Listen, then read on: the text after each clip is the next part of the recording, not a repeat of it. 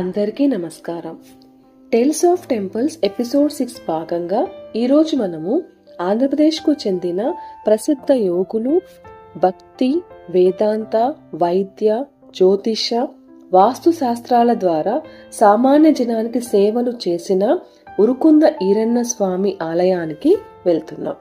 ఈ ఆలయం ఆదోని సమీపాన కర్నూలు జిల్లా ఉరుకుంద పొలిమేరలో ఒక రావి చెట్టు నీడ కింద యోగి సాధన చేసిన కేంద్రం. ఈ ఆలయం 1660లో ఉరుకుంద ఈరన్న స్వామి క్షేత్రంగా వ్యాప్తి చెందింది.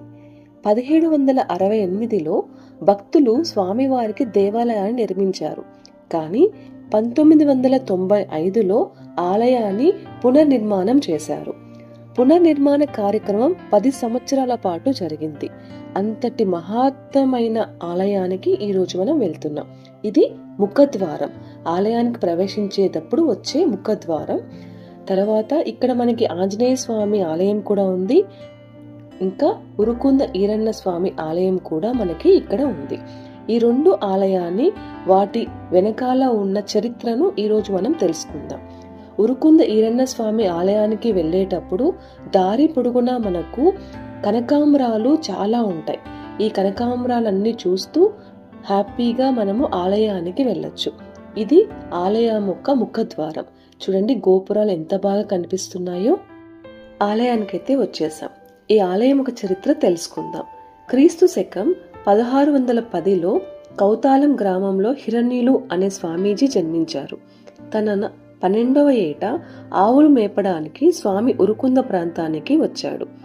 ఆవులు గడ్డి మేస్తున్న సమయంలో హిరణ్యులు రావి చెట్టు కింద మౌనంగా కూర్చొని ఉంటాడు. ఆ సమయంలో ఆ దారిన వెళ్తున్న ఒక సిద్ధుడు హిరణ్యుల వద్దకు వచ్చి గురుబోధన చేశారు.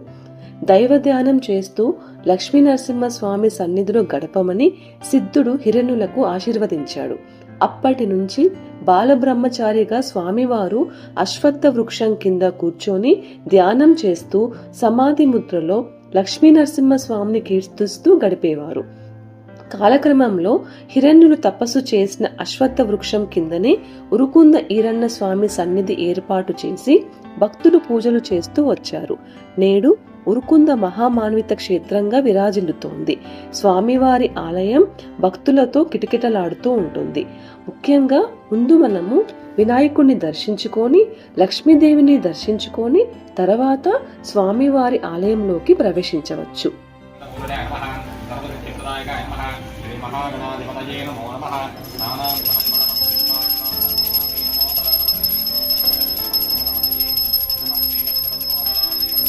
ఆదిదేవుడు వినాయకుడి అర్చన అయితే చేయించుకున్నాం.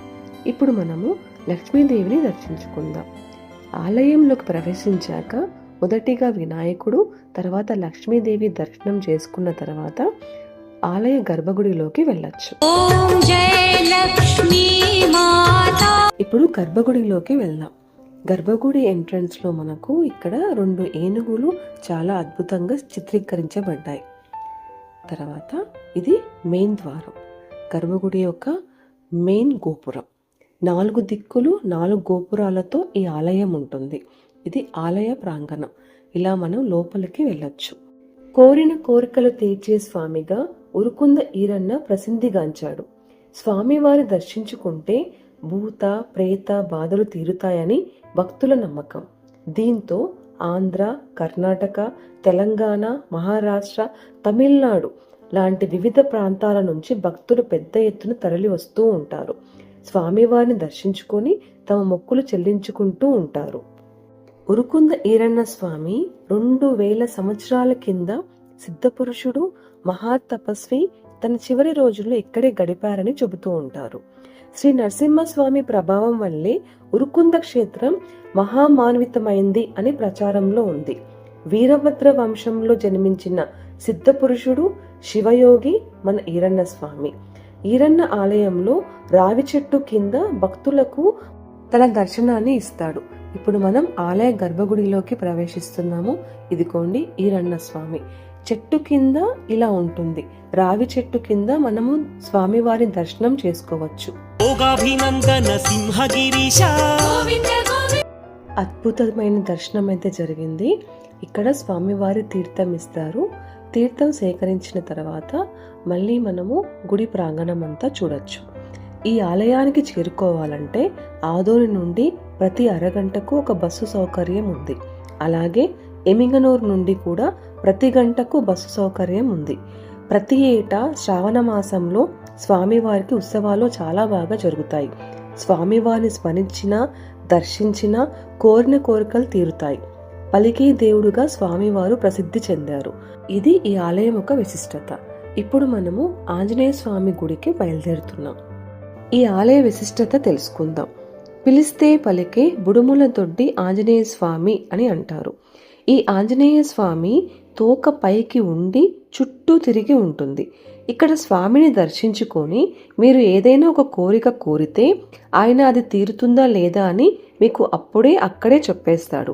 అది ఎలా అంటే, స్వామికి రోజు అభిషేకం అర్చన అయ్యాక గంధంతో కలిపిన గోని చెట్టు అనే చెట్టు ఆకుల్ని అలంకరణ చేసి ఆ గంధం ఎండిపోయి ఆకులు స్వామికి అలాగే అంటుకొని ఉంటాయి. అయితే మనం కోరిక కోరినప్పుడు ఆ ఆకులు వెంటనే రాలి కింద పడితే మన కోరిక తీరుతుంది అని అర్థం. ఒక 10 నిమిషాల పైన ఆకులు కింద పడకుండా ఉంటే మళ్ళీ మనం వచ్చి స్వామికి విన్నవించుకోవాలి అని అర్థం. ఇక్కడ అమృతహారం అనే పేరుతో ప్రతిరోజు అన్నదానం చేస్తూ ఉంటారు. తప్పకుండా దాన్ని స్వీకరించి వెళ్ళండి. ఇవి ఈ రోజు ఆలయాల విశిష్టత. సమస్తలోకా సుఖినో భవంతు.